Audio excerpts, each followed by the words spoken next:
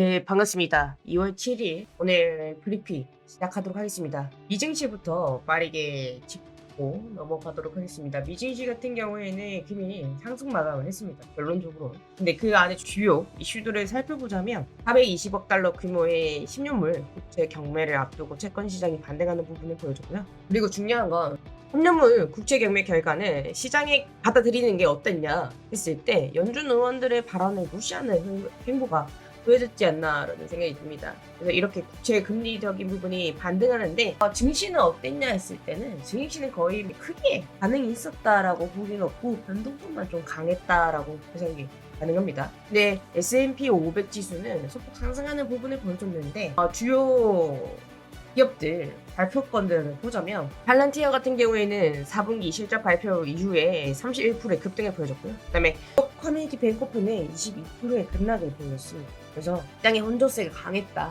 그다음에 메가캡은 혼조세, 테슬라는 상승, 엔비디아는 특히나 딱하는 부분까지도 보여줬기 때문에 시장의 흐름이 마냥 좋았다라고 해석하기에는 어려움이 있습니다. 그다음에 국내 증시가 오늘 어떻게 될지 조금 기대감이 커지는데 현대차 같은 경우에 전일에도 인도 상장에 대한 기대감이 지속되는 부분을 보여줬고요.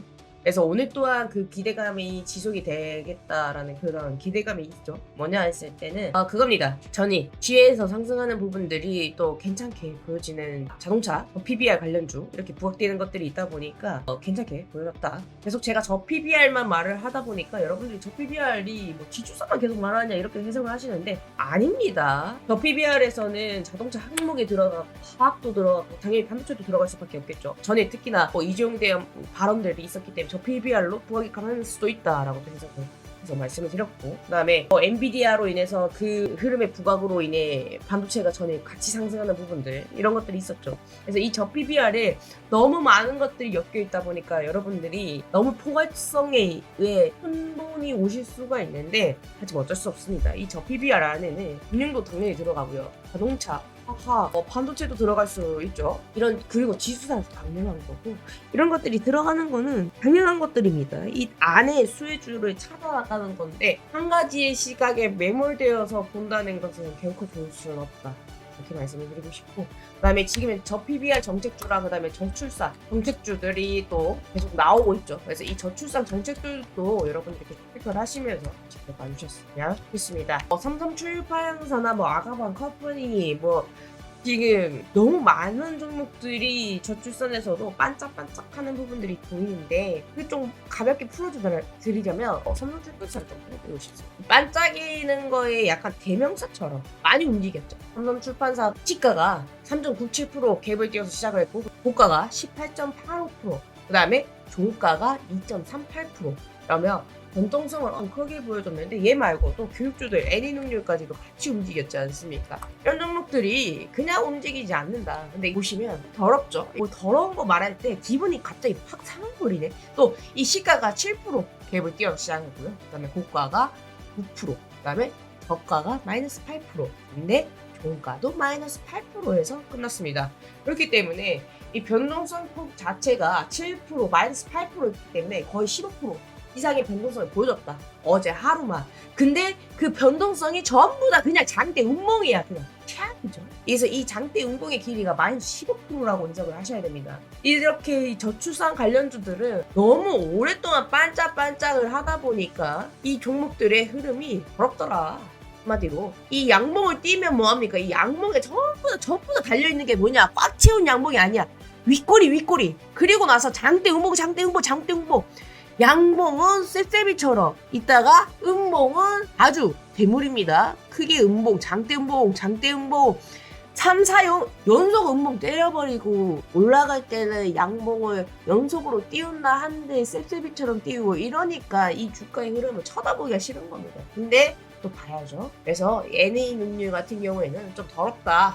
그러면 삼성출판은 깨끗하냐? 얘보다 안 낫다. 약간 그 정도입니다. 그래서 이 삼성출판사 같은 경우에는 시가 갭을 띄워가지고 많은 분들이 이거 접근을 해야 되나? 이런 생각이 드셨을 거예요. 왜? 공봉으로 봤을 때 상승을 해서 잘 유지를 하나 하다가 장 막판에 어허이 무너집니다. 근데 멈출 생각을 안 하네. 보시면 보통 저희가 이음봉 이 양봉 이런 매매 캔들의 패턴을 또 해석을 하지 않습니까? 그 캔들의 패턴을 봤을 때 이 음봉이 다시 무너진다면 이제 27,000원을 지켜주면서 이 28,000원 부분에서 저가를 형성을 할 건가? 이러면서 종가를 만들어 나갈 건가 했는데 웬걸 다 무너뜨려 버립니다. 다 무너뜨려 버려. 뭐죠? 어떤 개인의 물량을 아주 그냥 다 죽여버릴 생각으로 밀어냈습니다. 그래서 밀어낼 때는 이렇게 가차없이 밀어낼 때는 저는 어떻게 보냐. 음봉이 이렇게 떨어질 때는 가만히 쳐다봅니다. 많이 쳐다보다가 5분봉을 한번 싹 봅니다. 오후 시간대이기 때문에 3분봉으로 무언가를 해석을 하기에는 쉽지가 않습니다. 왜냐하면 더 큰 흐름들을 봐야 되기 때문에 그 안에서 이 아이가 양봉 캔들을 뜰 때까지 기다립니다. 만약 이 음봉을 저희가 떨어지는 칸날을 잡았을 때 베일 수밖에 없죠. 베입니다. 100% 베이죠. 칼날이 떨어지고 있는데 어떻게 안 다칠 수가 있습니까? 그러면 다치지 않게끔 이 칼날이 무뎌지길 바라는 것이 아니라 땅에 떨어져서 반동을 줄이면서 반동이 끝났다고 어허 하고 땅에 닿았을 때 아예 완전히 땅에 닿았다가 얘가 다시 이 칼날이 완전히 사라져가지고 이 칼이 아닌 몽둥이처럼 야구 방망이처럼 몽글 둥글 다 해져서 손으로 잡아도 다치지 않을 때 그때 잡겠다 이겁니다. 칼날이 매서워서 떨어질 때는 100% 다칠 수밖에 없지만 그 칼날을 잡았을 땐 내가 100% 다칠 수밖에 없죠. 근데 이 칼날이 떨어지면서 그냥 마냥 떨어지지 않을 테니까 칼날이 떨어지면서 무뎌질 때 이 무뎌지자 못해서 이게 야구 방망이처럼 동글 할 때까지 그냥 기다리는 겁니다. 그래서 기다려 장대음봉 기다려 양봉 하나 출현 어허이 출현했구만 기다려 어허이 이 양봉 출현했구만 어허 한번 접근해볼까 라는 생각으로 이제 보는 겁니다. 그렇다면 이 5분봉의 첫 양봉의 시가가 얼마냐 했을 때 25,450원 25,450원 그 다음에 이 봉의 저가가 얼마냐 25,250원 그리고 이 봉의 종가가 얼마냐 25,450원 이 봉의 종가가 25,650원 이 봉의 고가가 얼마냐 25,750원 25,750원 장 개시전 시간의 매매 종료되었습니다. 그 다음에 이 봉의 종가가 얼마냐 25,500원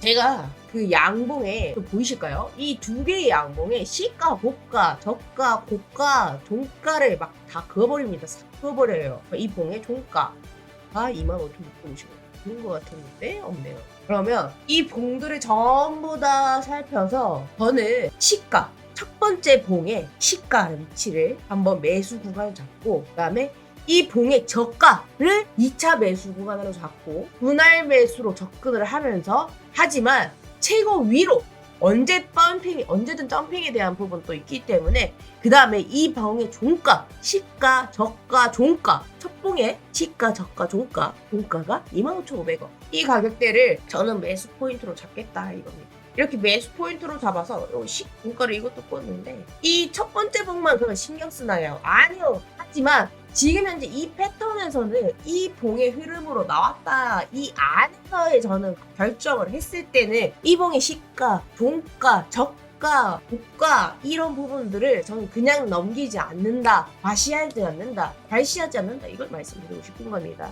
그러면 이 25,000원 두 번째 봉의 고가와 종가를 신경 쓰지 않는 건가요? 아니죠. 이 가격 신경 씁니다. 왜? 이 봉의 고가를 뚫어서 종가가 마감을 하는지 이 봉의 종가를 뚫어서 마감을 하는지 어떤 구간에서 저항대가 형성이 되고 있는지를 지금부터 계속 추적을 해 나가야 되는 겁니다. 이 두 개의 양봉에서 매수 구간과 저항값을 해석해 나가는 겁니다. 그렇게 해서 해석을 해 나갔을 때 아하 이 아이가 이 봉을 이탈하려고 하는지 떼려고 하는지 지지를 하려고 하는지를 보는데 지지를 하려고 하는 거야 이 두 개의 양봉. 아하 그러면 매수 포인트 100% 잡아 들어가 하면서 들어나가는 겁니다.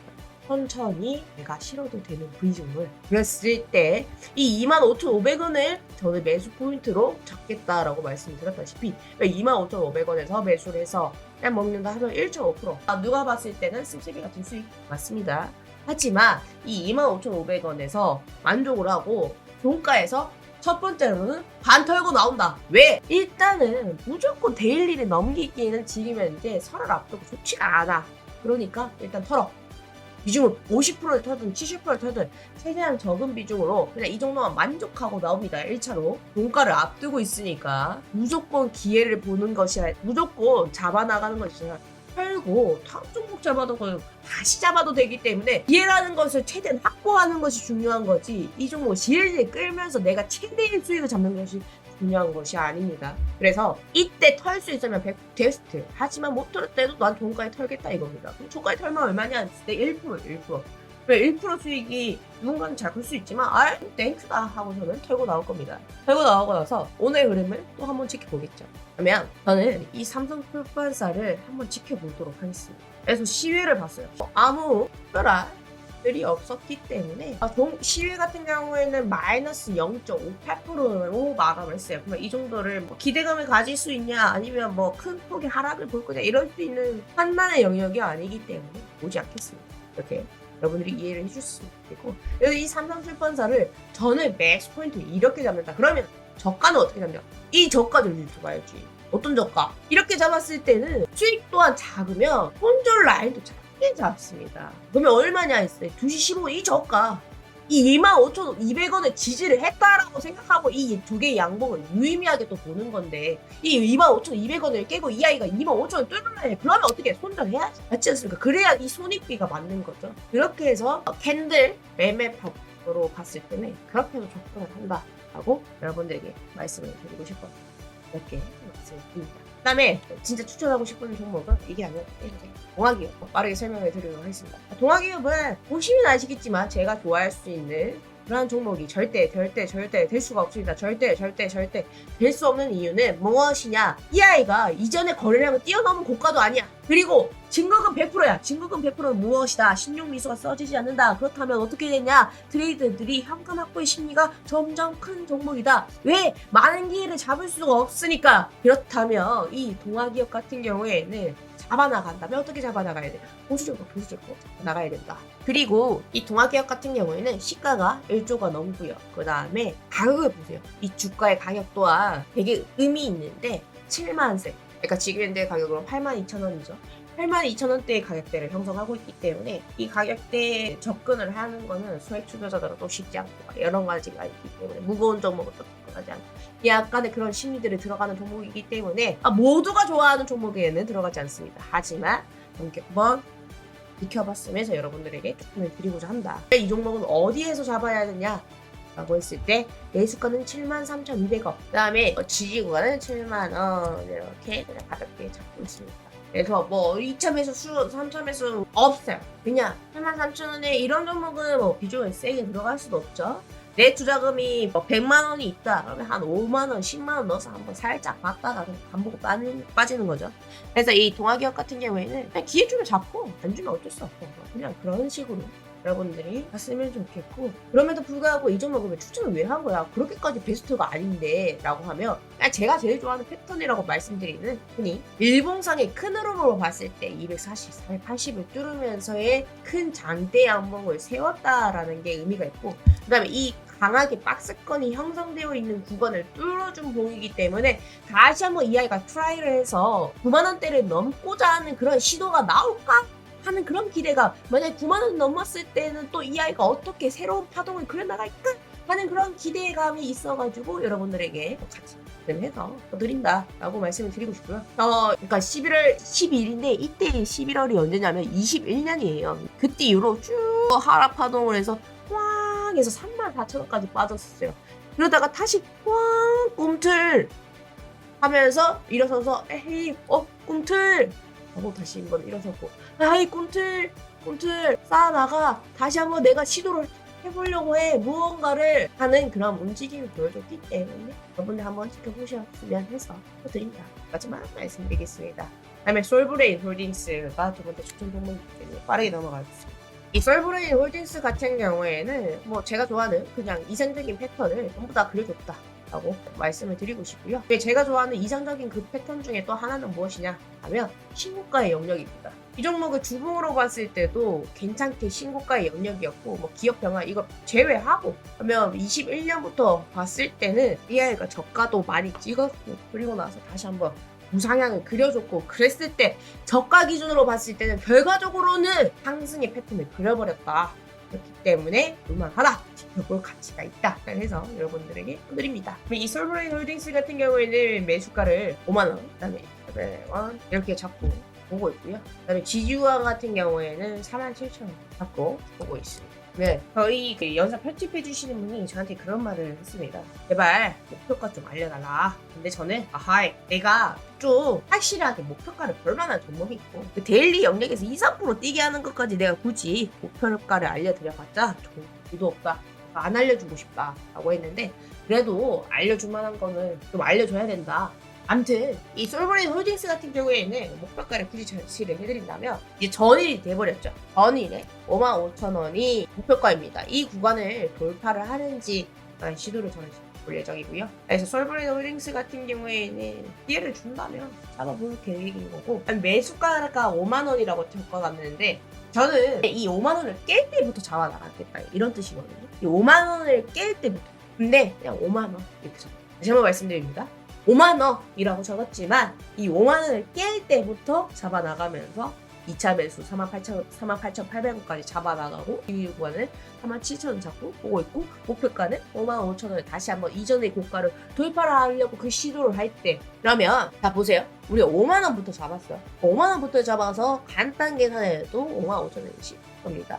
근데 우리가 이 10%까지 가는 길에 아무것도 안 팔면서 봐야 돼요. 그래도 조금이라도 팔면서 봐야 돼요. 했을 때는 팔면서 봐야 되죠. 우리 그 정도의 융통성은 있잖아요. 은어로 봤을 때 유도리 같은 건 있잖아요. 그래서 여러분들이 그간 조금 참고하시면서 봐달라. 근데 이 동아기업을 왜 목표가를 55,000원에 돌파를 했을 때를 잡냐라고 했을 때는 이 고가를 다시 한번 돌파를 하면서 강한 봉이 나오면서 이 아이가 흐름이 이어나가면서 강한 파동을 그려주기 바라는 그런 마음으로 말씀을 드린 거니까 해주셨으면 좋겠습니다.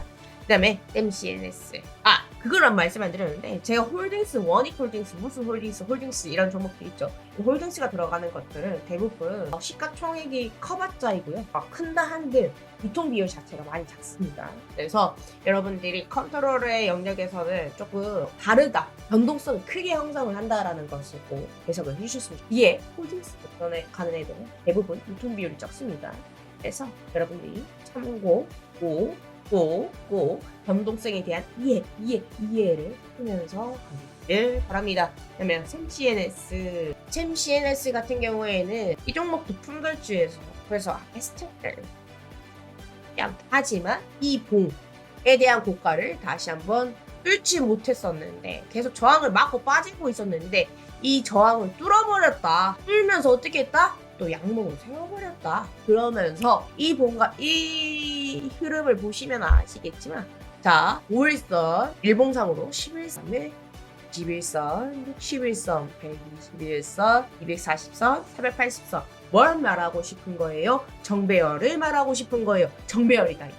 이런 정배열 종목 저는 또 너무 좋아합니다. 왜? 정배열 같은 경우에는 차트가 완벽히 만들어졌고요. 그 다음에 이런 애들은 이 정배열을 크게 또 무너뜨리지 않고 또 올라가려고 하는 습성들이 있습니다. 크로스를 잘했고요. 크로스하고 나서의 패턴도 잘 그려졌고요. 그 다음에 그 크로스를 이어나가면서 정배열을 완벽하게 완성하고 그것을 잘 이어나가고 있는 이 추세 자체가 좀 이쁘게 형성이 잘 되어 있다. 그렇다면 이 추세를 이어나가는데 그 와중에 이 양봉을 세운 것이 또 거래량을 가장 크게 터뜨린 것이라서 또 이뻐 보인다. 이렇게 말씀드립니다. 그러면 이 아이 또한 보시면 다시 한번 이전의 고가를 그러니까 저항대가 없는 부분을 다시 한번 뚫으려고 또 최선을 다하는 그런 부분들이 보이고 있죠. 그래서 이런 것들을 해석을 할 때는 만약에 이 아이는 지금 9,000원을 돌파를 하려는 그런 시도가 나온다. 9,000원 돌파를 했을 때는 얘가 역대 신고가를 또 도전하려고 하는 그런 움직임이니까 감안하면서 우리가 봐야 된다. 그렇다면 기대감이 많이 열려 있는 거고 그렇다면 리스크는 무엇일까라고 생각을 해야겠죠. 이 아이의 리스크는 얘도 품절주다라는 것이 리스크이고 그 다음에 이 아이가 표정을 볼게요. 뭘 보여드리고 싶냐면 올릴 때는 야금야금해서 꾸준히 천천히 올려요. 그리고 나서 조정도 깊어요. 근데 이 조정하는 그 변동성의 폭은 길어요. 그래서 이 아이가 여기에서 추세를 유지를 하냐라고 했냐면 아니요.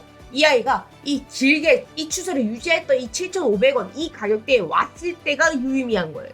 그러면 이 7,500원 이탈해가지고 7,250원에서 저는 들어갈 거예요. 차라리 그게 우리한테는 깔끔한 일이시죠. 만약에 전부 끊어낸다면 저는 그렇게 접근을 할게요.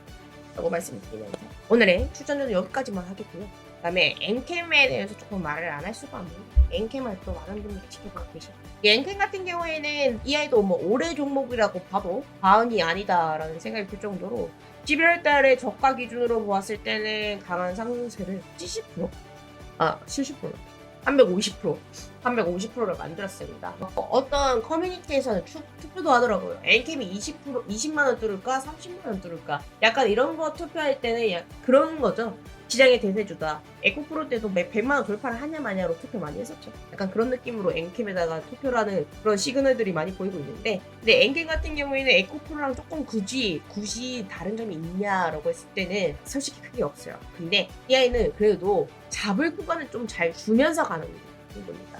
에코프로 같은 경우에는 고가놀이를 하다 보니까 무지성으로 에코프로 100만원 살 거야. 그러니까 난 지금 사는 게 저점일 거고 쌀 거야. 내가 사는 가격은 결코 손실을 보는 종목 구간이 아니다라는 생각으로 접근을 해야 됐다면 엔캠 같은 경우는 상상네?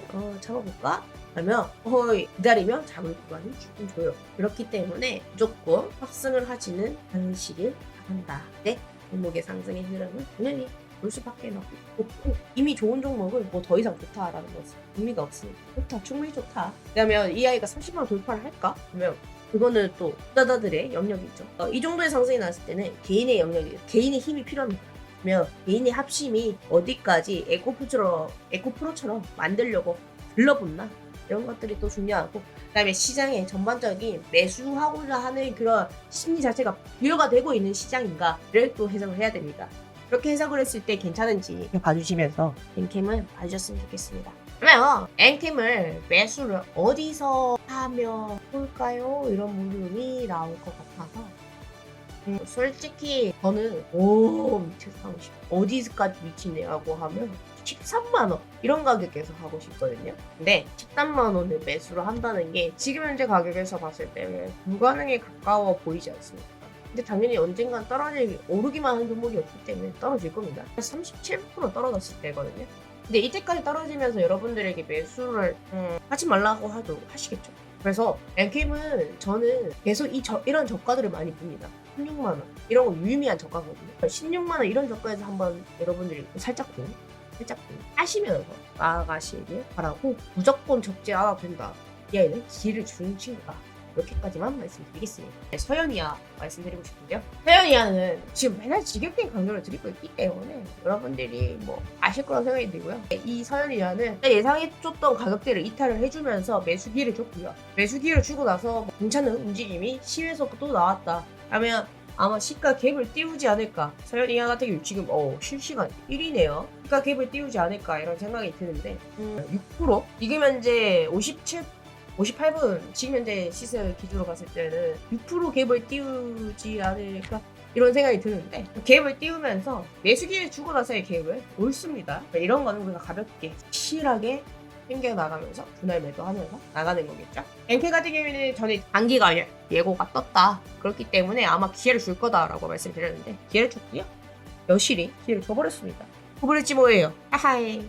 그러면 어떻게 됩니까? 이런 종목 같은 경우에는 저는 비중을 너무나도 싫어요. 너무나도 싫어서 어제 이런 건 종가 베팅처럼 잡아나가가지고 사사사삭 수익을 보루합니다. 이랬을 때 수익의 극대화를 일어나가는 거에 있어서 과감없고 거침없이 나아갔을 때 우리는 투자다운 투자, 그 다음에 내 계좌의 증식이 정확하게 이루어지는 거라서 저는 서연이야를 계속 강조를 드릴 수밖에 없는데 이 서연이야 같은 경우 이탈하고 나서 기회를 줬다. 그리고 나서 지금 현재 시가 갭을 띄우는데 이때부터 우리는 본격적인 수익을 챙기는 영역으로 들어가 버립니다. 그러면 이 서연이야 수익 보시는 분들 진심으로 축하드리고 기대해 주신 만큼 결과값을 얻으셨으면 좋겠고 그 다음에 오늘 장도 승리하시면서 확실한 투자, 제대로 된 투자, 잃지 않는 투자 이어나가시길 바랍니다.